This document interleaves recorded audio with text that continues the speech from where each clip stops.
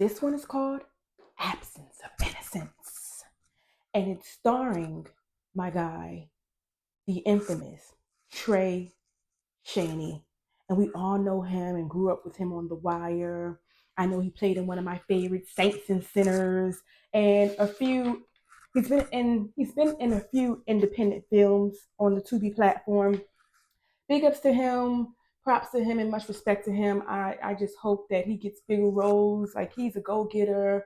He does not stop in his craft. And one day, bigger windows and opportunities are going to be open for Trey. I just believe that, and I proclaim that. And I'm not prophetic at all, but this man is amazing, and he needs more. He just needs to be seen more. So anyway, long story short, Absence of Innocence, okay, is about uh Drew Nix. That's her new name. Drew Nix seeking revenge on uh a Torris Maxwell. Okay. Uh Allegedly he rapes her. And I say that because there wasn't enough information that led us to believe that he actually did the raping. It was only it was a conjure. It's a conjure without evidence. There wasn't enough sufficient evidence to say, yeah, this man was the one who raped her. Automatically, you just knew that something wasn't right. It was just a conjure without evidence. So anyway, she believes he's her rapist. Back in college, during a frat party, that's where the scene opens up. The first scene opens up at the college party, frat, sorority, fans, foes, everybody collaborating together for maybe a big win in football game. So anyway, our guy Torris and his friend Derwin are teammates, and they're celebrating, and all the girls are flocking around them. And there's Drew. She's the ugly duckling. Braces don't even fit her goddamn face. Ill-fitting wig, but nice facade and body. Maroon dress. And we all know that this maroon dress and this color sticks out in the entire movie. The director, Mr. Legend, plays the piece of the maroon colored dress significantly in this film. So anyway, Drew's drunk. Drew's drunk, but Drew's still obsessive about the popular tourist. She wants him to be her first. You know, they say, what is it? Uh, a drunken mind, or something like something about, what is that saying about the drunken mind speaks the real feelings? I don't know. So she wants him to be her first. She's falling all over the place. I want you to be my first tourist. Be my first, you know. And he leads her into the room where allegedly we conjure without evidence that she's raped. I guess the evidence would be that he was the last one with her in the room. So anyway, she that creates a traumatic experience with our girl Drew. She becomes fanatical about revenge. She becomes fanatical about turning herself into a bombshell, for lack of better words. And she is a bombshell. Now, I know this actress from other movies on the Tubi platform. And I'm not going to say she's unrecognizable, you know, but in this particular film, Absence of Innocence, she is recognizable. And not because of her va va voom, big boobs and big booty. That hair, that lace fronts, and that color on her, it just was so flawless against her skin. You can't miss her. And I'm not just saying you can't miss her because she's the main role. You can't miss her because of that color. That color is her. She owned it, and she became recognizable immediately. It was like it's a face that now, hey, I remember her from somewhere else. Yeah, that other psycho movie she played in. Yeah, that's her. I remember her. So anyway, that's her. So Drew has a business. I don't know what business it was, but she has a business, and Taurus does too. In the movie, she has to utilize this Taurus's services. Taurus is Mr. It has a marketing company called something Maxwell, the Maxwell marketing firm. She wants to utilize it for her company, maybe for branding or whatever. I don't know. It's claimed in the film that Taurus is verified on TikTok, so you know his celebrity status is known out there in the social media world. He's the bomb. He's all this and that. So It's led to believe that by accident she walks in on Maxwell and acquires his services and whatnot. He's immediately smitten by her look. Doesn't recognize that this is the girl from college. I swear to God, I hate movies. Don't do that. I can't reiterate this enough. I don't give a shit if you lost weight. I'm still going to. There's going to be something about you that says, "Hey, you look familiar to me." I don't care if you lose weight. You can never lose unless you went and did a Kim Kardashian type of thing and restructured your whole damn face or whatever. The eyes are the windows to the soul. You see everything by looking at this person's eyes. It's familiar, their eyes. So anyway, he acts and pretends like he doesn't know her. She pretends that she doesn't know him. Um, the story just goes out with unleashing Torris's characteristic flaws that are not flaws to him at all. In the back, in his office, you immediately see how vain he is, and how a man of vanity he is, and how conceited, cocky, overweening pride he is. I mean, the freaking mural enshrined behind his desk, which is just a whole collage of himself, just says that, goddamn, he thinks he's all this and that. He's overweening, and he's conceited, cocky, an asshole. And on top of everything else, there's a quote that says, "I take what I want," which I get that what the freaking producer is trying to do. He's trying to hint to us that, yeah, he's a rapist. Rapists take what they want without even asking. You say, no, I'm still taking it. But it still wasn't enough credible evidence to say that this man was the rapist. Because, for one, it doesn't talk about him being on the goddamn offenders list. Wouldn't people know? You know, where were the charges brought against this man? They just swept the rape under the rug. No one, said anything. I don't know. It was just like holes in the bridge. Planks in the bridge that were missing to me, that you couldn't cross over to the other side with this. So anyway, Drew, she I guess is enacting this plan of getting her revenge or whatever, and she knows that what to expect immediately from our guy Taurus. Once they meet in that office, he's taken aback and he wants to pursue her more. He goes as far as going to her office, to her job, interrupting one of her important meetings to try to court her. And he brings these ugly blue roses. And when she declines, he's exasperated of her saying, this is my business. I'm in a meeting. Who do you think you are?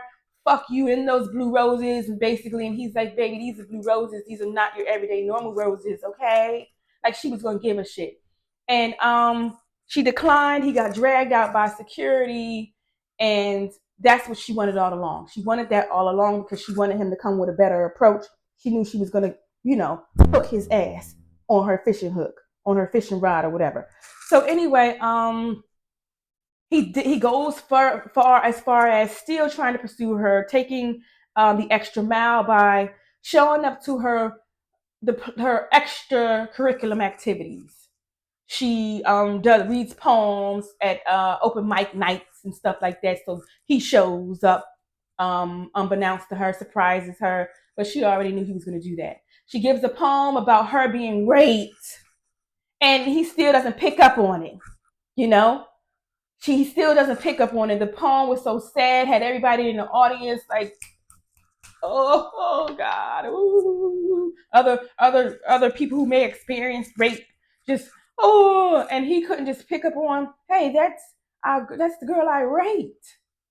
That's why it was just like, what is this man that big headed and that just absent-minded and self-centered and so narcissistic that he don't know who he victimized? He don't know who he caused trauma to. I know they got that textbook word out there about narcissists and things like that.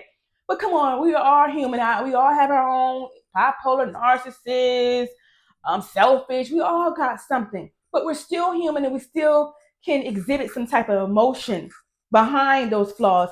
And you mean to tell me this man was so monstrous that he couldn't even recognize that, oh, that's the girl I raped. It's all making sense now. That was a caveat right there. So anyway, I don't want to go too far into it. I'm sure you've seen the movie. This is just commentary. It's not even spoiling at this point. I'm sure you saw the movie too. What got me was this philandering, verified on TikTok, blue fucking rose carrying bastard. It's just so manipulative. That's what again. He was manipulative, arrogant, and so cocky and conceited, and that believed that he was just sometimes a P Diddy, okay, P Diddying out here. He was P Diddying. Let's just keep it real. Man with power, that black ugly leather outfit that he wore, big ass ostentatious belt, ostentatious ring on his finger. It's just, I don't like that type of men. I'm sorry. It was just too flashy. So he was manipulative. Yes, he was. And this showed in how he treated his co-workers.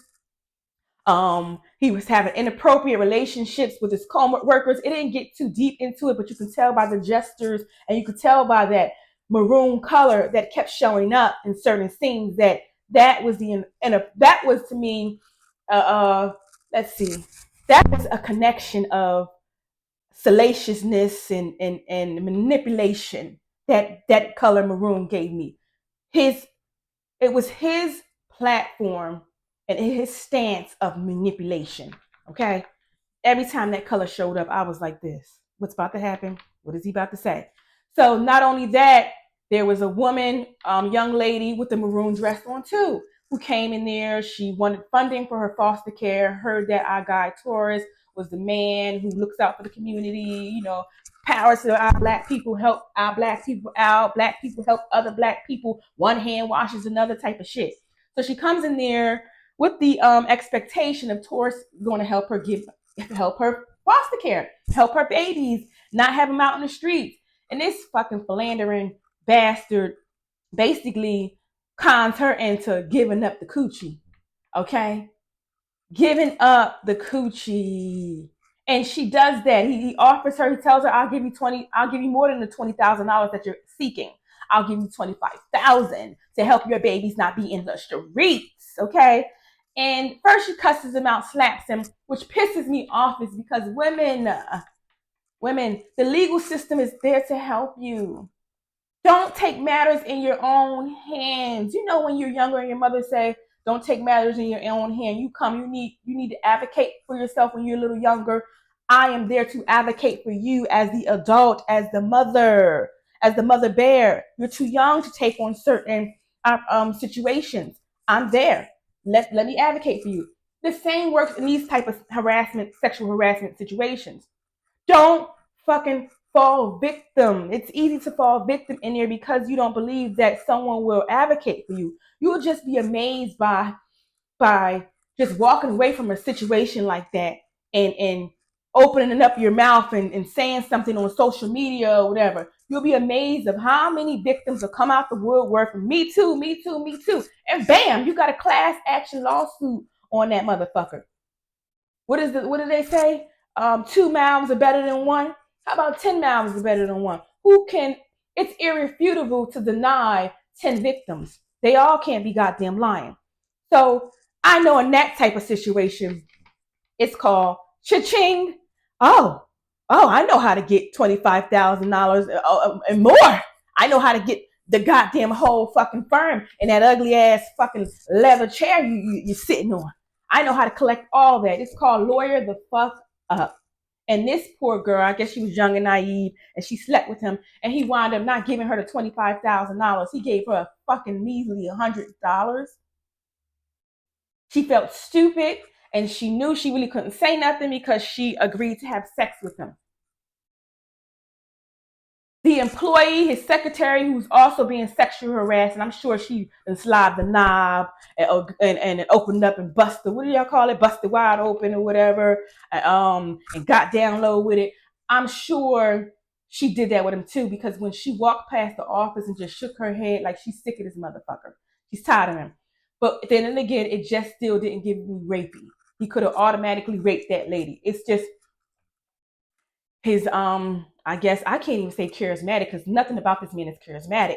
His cocky, manipulative language just forces and compels a woman to just take it all off.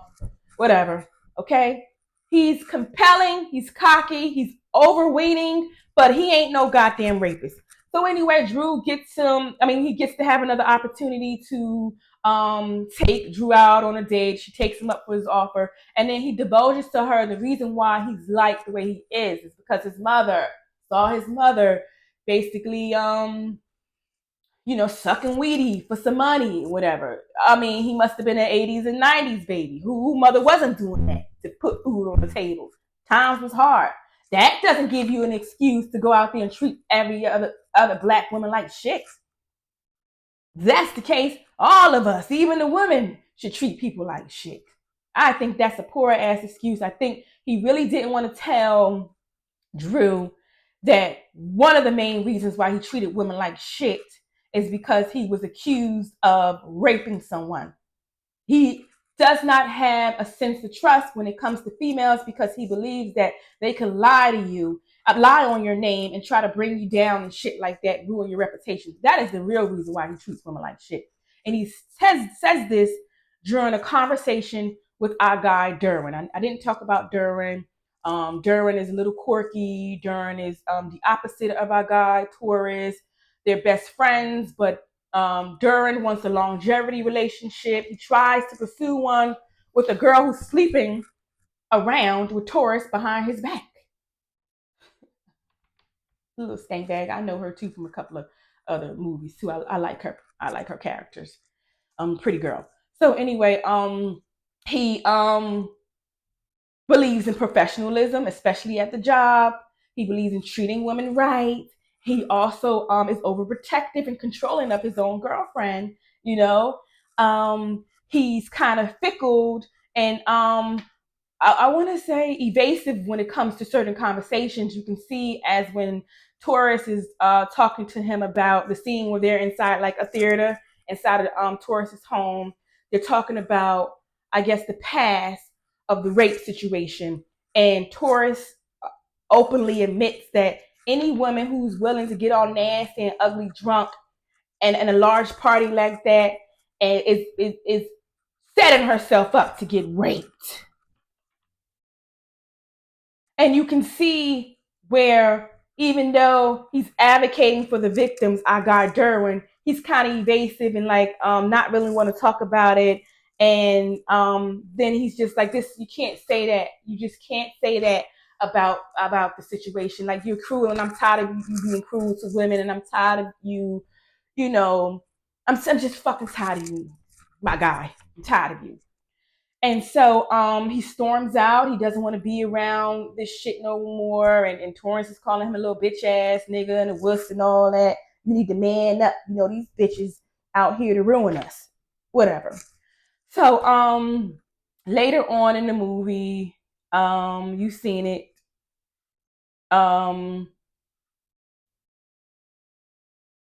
He starts to change. You see that our guy Torrance is starting to change, and he admits to, after something happened where he choked some girl, when he took Drew out, he choked some girl who slapped him for not knowing who she was, and he choked her. But just didn't give me rapey vibes still, just gave me woman abuser, woman fucking abuser. So our girl Drew, that was a trigger for her. She storms out of the restaurant and lets him know, like, you would never know how it feels to be the victim when it comes to domestic violence, or she doesn't expound on her rape situation, but she lets him know she's been physically abused in some way. Like I said, she doesn't expound on it, but she has a traumatic breakdown, even though she's playing this role, playing this game of enacting revenge, and she's playing chess here. She still has real feelings, and the real feelings starts to show. Him hitting her triggers the fuck out of our girl, and I guess she's done with him. And he starts to realize and starts to change and wants to rewrite his wrongs and apologize maybe to the women that he hurt, wants to give the $25,000 to the girl that he manipulated and didn't give her money for her foster care. And he tells us basically that he's changing, and it's Drew is the reason why he's changing. He's really falling in love. And don't the world needs to know that a leopard can change his spots, the stripes. Do they have spots? Do leopards have spots? I don't know. Let's say spots. A leopard can change his spots. This is him verbatim saying this. A leopard can change his spots only if he works hard enough. Now we all know that's a goddamn lie. Leopards can't change its spots. They don't compass the human intelligence to change any fucking thing. Not even their diet, okay? Now humans, we can change some shit. We don't like how our bodies look. We going to Dr. Miami. We injecting some shit in us. We getting the wigs. We getting the makeup done or whatever. We even changing our names, Drew, if we don't like shit. But a leopard can't change his spot. Stop lying. So she accepts him back. He comes knocking on the door, and she takes him. I guess the movie rolls down to her taking him to a cabin, and he's excited. He's in love, even though his sister, who's the only sound mind person with some sense in this whole goddamn movie. I wish she was my sister. She's letting him on. And this is another thing when I believe that he wasn't the rapist. When the sister is so supportive and adamant about something happening to him if he doesn't stop, something happening to him like before. And it was in a way of saying like he needed to be vindicated. Instead of being crucified and accused of something, he needed to be vindicated, and he needed to guard himself in the future for this not happening again. Did he take her fucking advice? Hell no. She was telling him to pump the brakes and slow down. Something happened before, and you were hurt. And you were ridiculed and accused of something, and you need to protect yourself, and I'm protecting you with my words, brother, my only brother. Stop. And he wouldn't listen. And so now he's at this cabin, and Drew's showing him a good wild time and things like that, right? And she's got him all tied up. You know, there's some slurpy noises that leads you to believe that she's giving him oral sex, but then you turn around and she's on a chair smiling. So goddamn, wow. She can suck his dick and sit in the chair at the same time. Wow, you know, but it's somebody else sucking him off. And then Duran, our guy, another scene comes in where Duran showing up at some apartment, and he's seen one of Drew's friend that, you know, gives him a little bit too much information, and then 1 and 2 makes 3, and he realizes that this is the girl from the college, from the party. This is the girl that was raped. I gotta go save and warn my boy. But he gets there too late. Our guy Torris is raped and beat up brutally. They don't really show it until like the end, where he's like laying on his front and he has a bloody hospital garment on, and the doctors tell him that he tells the sister that he's going to be mentally effed up. He's not probably going to ever recover from this. What person could? You know, what person can recover from that? Oh my God. Especially when it's done by someone that you would fall in love with. That is the ultimate betrayal. I mean, wow. You think grieving from someone or a separation from someone you love takes time, but just imagine being separated from that situation and being raped. How do you move on from that? How do you compartmentalize that and work on her, the betrayal, and the different men who were raping you? How do you compartmentalize that? I don't know. I felt bad for him because it came out that our guy Duran was the damn rapist the whole time. And I knew he was the rapist because he was acting evasive. You know, sometimes in directors show characters, even though it may seem like they're the opposite, they're the more stable one. Sometimes the little teeny snippet, like the way they move, the not making eye contact, the being too people pleasing. That people pleasing shit, when they're being too people pleasing, it's because they're trying to right their wrongs or rearrange their past by trying in a different way. Let me start being a people pleaser. Let me start helping out, being more charitable or to the world, you know, because I fucked up. When people are that good and seem to be too perfect, it's too good to be goddamn true. And that's what he was showing. He was the perfect boyfriend getting used. He was for what was right. He was professional, and he was the goddamn rapist. And the reason why Drew couldn't differentiate or you know, him from our guy Torris is because Duran put the goddamn shirt over her face. She couldn't see. She couldn't see. And it was just a shame because she rode off on that ambassador's bridge going to Windsor, Canada, possibly, with a smile on her face, like she's won. No. I say revenge is a dish best served cold. When given to the person that you intended to give it to. How did you fuck up on that? How did you fuck up on that? How did you do this grand, malevolent revenge served colder than penguin balls to the wrong fucking person? But once again, he had it coming in some type of form. You plant seeds, but you don't always sow them back in the way that you planted them. And this man, I say, had overweening pride, was conceited, was taking advantage out of women, was cocky, arrogant, disrespectful, and he did put his hand on women, choke slamming somebody or whatever. He deserved something, but I don't think it was in that way. But you can't hurt someone. And someone told me this a long time ago. You can't hurt someone or people and then tell the person how to hurt you back. You can't expect them to hurt you back lesser or greater. It just comes how it comes. You can't hurt someone and expect to hurt you the same way they expect them to hurt you the same way you hurt them. You better expect that shit. If you stab them with one blade, you better expect that person to come back with 20 blades with goddamn lemon juice on that shit on the tips. You piss on somebody's grave, you better expect them to shit on yours. You can't. So this is a situation where it's like, well, you got what you deserve. I don't think you deserve it like that, but no one won in this situation. And I also don't want to sound like I'm contradicting myself, but I also believe the message for me is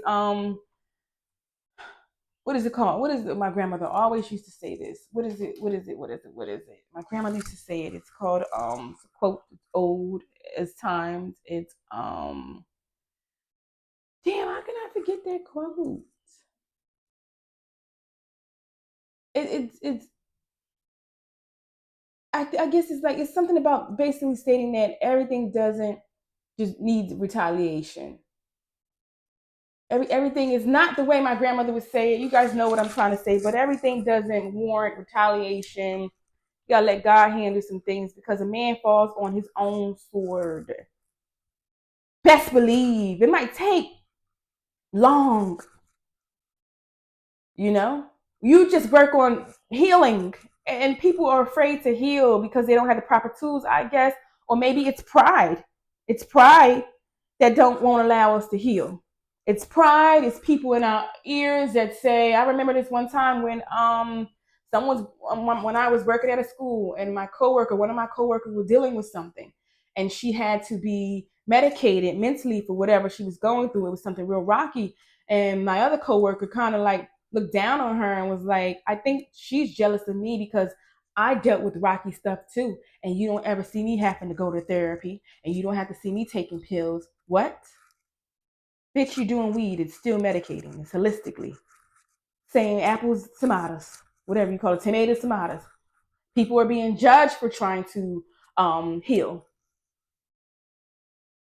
You got to let that shit go and you got to tune that out. Find proper healing. Okay? Find proper healing because two wrongs don't make a right. How can I forget that? Two wrongs in this case didn't make a right. But like I said, this was a good one. Thank you, Legend. Thank you, Trey Shaney, for showing your face. It was an amazing one. If you haven't saw it, please see it. Absence of Innocence. Until next time, you've been watching Spill It.